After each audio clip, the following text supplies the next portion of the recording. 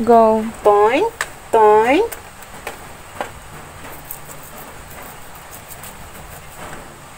Magsimula tayo sa may buntot at hiwain natin sa likod or dorsal part ng bangus. Tayo ay magdidibon, mga kananay. Dapat ang gamitin po natin ay yung sharp na kutsilyo. Ayan. Ayan, ganyan, ganyan.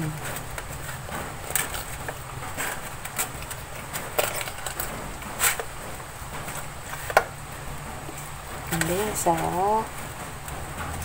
ulo. Toink. Ganito lang po ang magdibon ng bangus para sa mga pihikang anak. Yaran, ganyan. Tapos, tanggalin natin yung internal organs kasama ng hasang. Tanggalin yung hasang.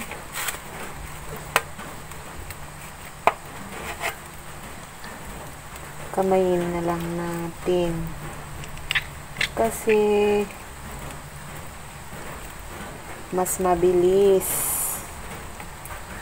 Mag-ingat lang po tayo pag tayo ay nagdidipon para hindi tayo matinik. Tapos baliktarin. Ito pilang natin para matanggal yung ganyan. At ang gagamitin po natin ay yung likod ng kutsilyo. Asan yung kutsilyo ko na isa?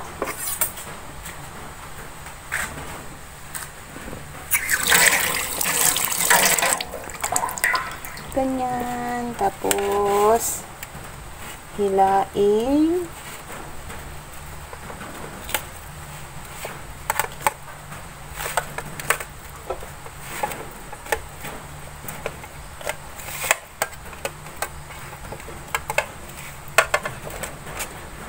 Okay, tanggal. Ayan na po siya. Hugasan natin.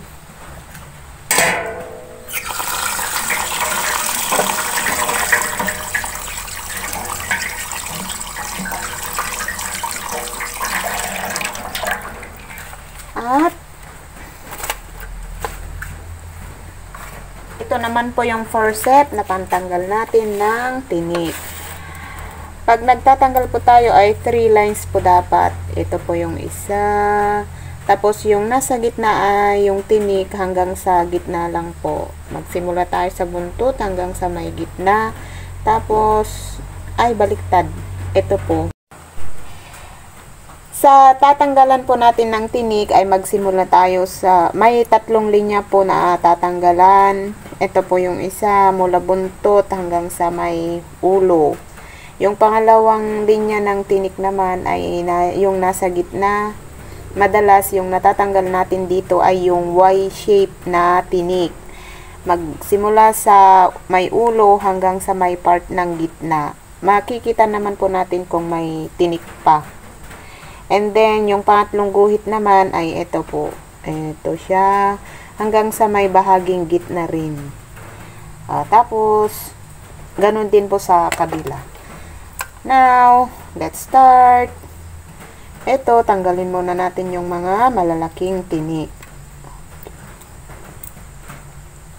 Ganyan. Ayan.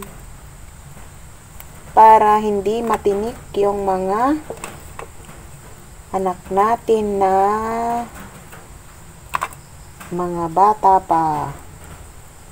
O, wala nang malaki. Tapos, simulan natin sa line na ito. Tanggalan natin. Okay. Tusok. Plak. Ikot. O, Dahan-dahan lang po para hindi po sasama yung laman ng bangus. Baka pag tapos na kayo sa pagdidibon, wala na ring natirang laman. O, tusok, lock, ikot.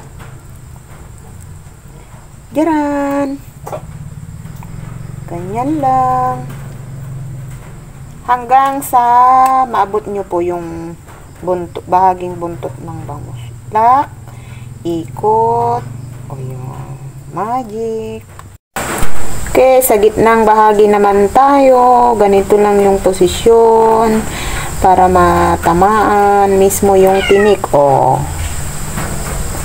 And then, tusok, ikot. O, yan.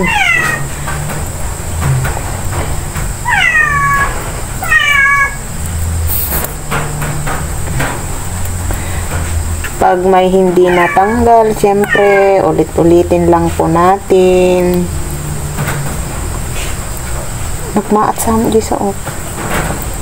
Next line. Dito naman po tayo sa third line. Ito yung gitna po. Ay yung tatanggalan natin, yung linya. Yan. Yaron. May hindi sumama. Madali lang naman po nating nakikita pag may hindi natanggal. Okay, yan, ganyan lang po siya kadali. Para sa mga nanay na may anak na bata na mahilig sa isda. Sa kabilang bahagi naman po tayo. Siyempre, magsisimula na naman tayo sa first line. Okay. Yun. Kunti lang yung natanggal.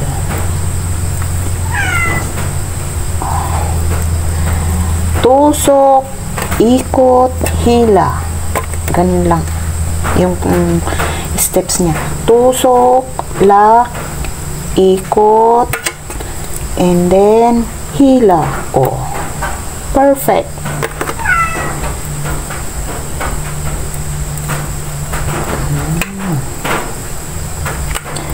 Maganda ring business ito sa mga malapit sa pantalan, dun sa mga nangingisda. Ayan. Yung mga may dyan, may fish pond, o yung mga may gustong pagkakitaan, magdibon lang, and then ibebenta. Pag malapit kasi sa pantalan, mura yung isda. Then next, sa gitna naman tayo. Ayan. Okay. Same procedure. Tusok, ikot, hila. Tusok, ikot, hila.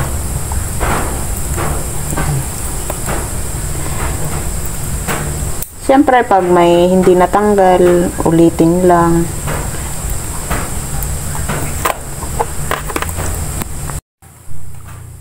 Last line na po tayo. Ito siya.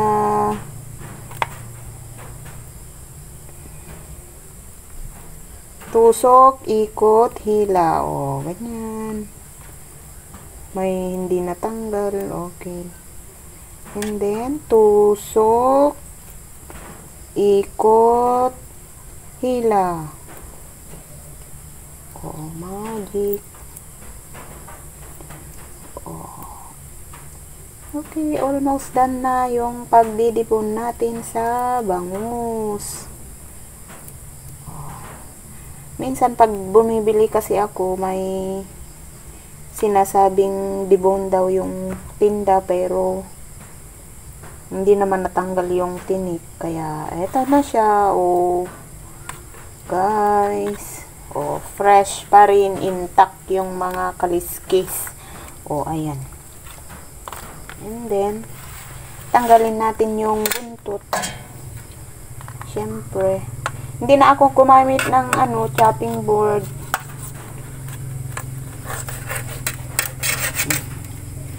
expert naman na si nanay. Ah, feeling. Okay. And then, ang gagawin ko dito ay imamarinate ko siya ng calamansi o plus vinegar, paminta, bawang. Okay. Stop. Ito yung mga ilalagay natin na ingredients. Siyempre, asin. Ganyan-ganyan lang. Tong. Then, sa kabila,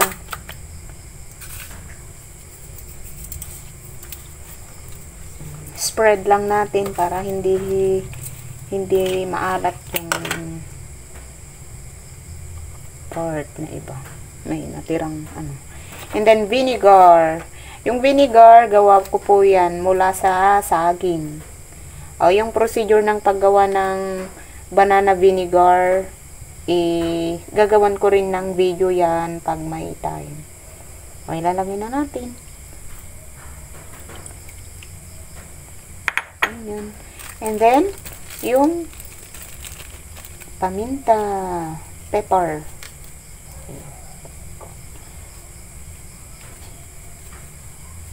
Yung fine ang ginamit ko para hindi malasahan ng anak ko na pihikan. Ganyan. Siyempre, mas masarap pag kamay ang naghalo-halo ng mga ingredients. And then, siyempre, yung bango. Yung bawang. Ganyan-ganyan na lang siya. Okay. Ibabad natin siya for few minutes. 10 to 15 minutes. And then, ready na for frying ang ating deboned bangus. Okay. Thank you for watching, guys. Mamaya yung final output. Ito na yung final output natin sa diniboned natin na bangus. Medyo sunog siya. Napabayaan. Paki-share pag nagustuhan yung video para matuto naman po yung iba. Thank you for watching. Bye!